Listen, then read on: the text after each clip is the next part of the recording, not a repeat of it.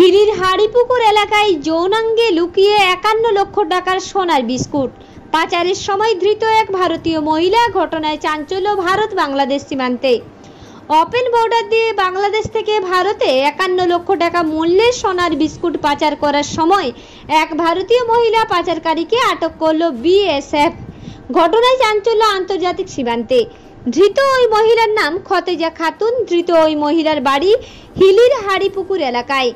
61 নম্বর সীমান্ত রক্ষী বাহিনীর জওয়ানেরা গতকাল বিকেলে যখন দক্ষিণ দিনাজপুর জেলার ভারত বাংলাদেশ সীমান্ত হিলির উন্মুক্ত হাড়িপুকুর সীমান্তে নজরদারি চালানোর সময় তারা দেখতে পান ওই ভারতীয় মহিলা উন্মুক্ত সীমান্ত দিয়ে ভারতে প্রবেশ করার চেষ্টা করেন।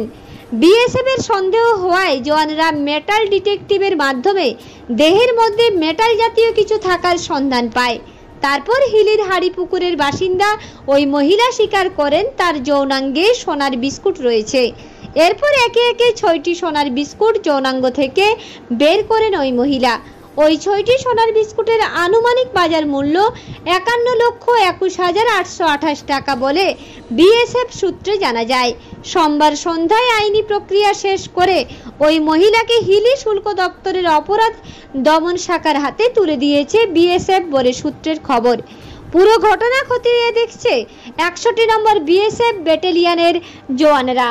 প্রসঙ্গত উল্লেখ্য, গত সপ্তাহে হিলির ভারত বাংলাদেশ আন্তর্জাতিক সীমান্তের হাড়িপুকুর এলাকায় জিন্নাত আলী মন্ডল নামে এক যুবকের মলদার থেকে 1 কেজি 40 গ্রাম সোনা উদ্ধার হয়েছিল, যার আনুমানিক বাজার মূল্য ছিল 76 লক্ষ টাকা।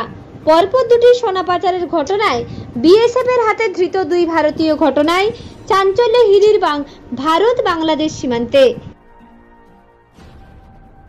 হিলি থেকে বিদ্যুৎ কুমার মাহাতো রিপোর্ট, রূপসী বাংলা মিডিয়া।